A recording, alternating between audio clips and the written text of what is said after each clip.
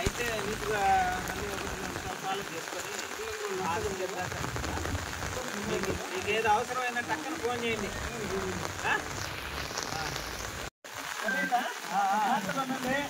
అవసరమైతే ఫోన్ చేయండి. నీళ్ళు ఏదైనా ఎక్కువైనా ఫోన్ చేయండి.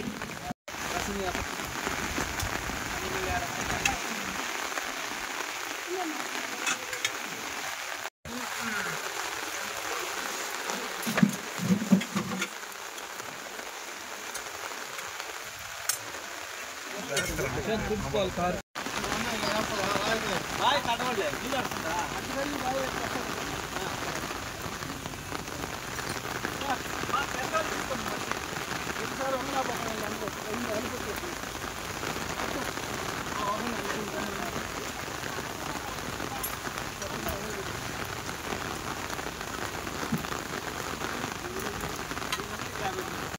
అందరికీ నమస్కారం.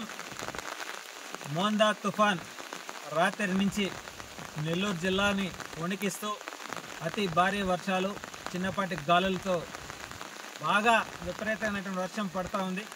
అందులో భాగంగా ఏదైతే సర్వేపల్లి నియోజకవర్గంలోని 117 పంచాయతీలు ఎక్కడెక్కడ గిరిజనులు ఉన్నారో, లోతట్టు ప్రాంతాల్లో ఉన్నారో, గుడిసెల్లో ఉన్నారో వాళ్ళందరినీ కూడా సురక్షిత ప్రాంతాలకి చేర్చి వాళ్ళకి తినడానికి తిండి, కావలసినటువంటి ఏర్పాట్లన్నీ కూడా కూటమి ప్రభుత్వం ఏర్పాటు చేస్తుంది.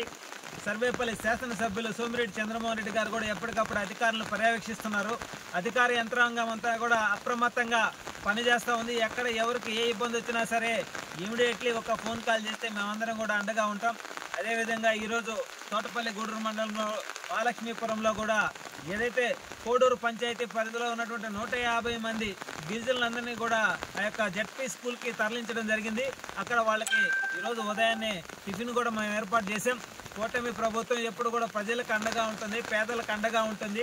పేద గిరిజనులని వాళ్ళు సమాజంలో ఒక మంచి స్థాయిలో జీవనం గడిపే విధంగా వాళ్ళందరికీ కూడా అన్ని విధాలా ఆదుకుంటామని మనస్ఫూర్తిగా తెలియజేస్తూ, ఏదైతే మా అధినేత డిప్యూటీ సీఎం పవన్ కళ్యాణ్ గారు పంచాయతీరాజ్ శాఖ మంత్రిగా ఏదైతే మోందా తుఫాన్కి సంబంధించి ఎప్పటికప్పుడు అప్డేట్ తీసుకుంటూ యంత్రాంగానంతా కూడా అప్రమత్తం చేసి మన రాష్ట్ర ముఖ్యమంత్రి చంద్రబాబు నాయుడు గారు కావచ్చు, లోకేష్ బాబు కావచ్చు, మన స్థానిక ఎమ్మెల్యే సోమిరెడ్డి చంద్రమోహన్ రెడ్డి గారు కావచ్చు, ప్రతి ఒక్కరూ కూడా హుటాహుటిన ఎక్కడ ఎవరికి ఏ ఇబ్బంది లేకుండా అందరినీ ఆదుకునే విధంగా పనిచేస్తూ ఉంది యంత్రాంగం అంతా.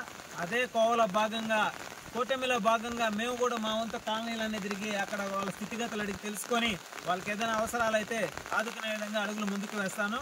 అందులో భాగంగా ముతుకూరు మండలంలో కూడా కంట్రీగా ఒక 50 మందికి ఇప్పుడే భోజన సదుపాయాన్ని కూడా ఏర్పాటు చేసి రావడం జరిగింది. ఎవరికి ఇబ్బంది ఉన్నా సరే ఒక ఫోన్ కాల్ చేయండి, మేము మీ చెంతకి చేస్తామని చెప్పి మనస్ఫూర్తిగా తెలియజేస్తాం.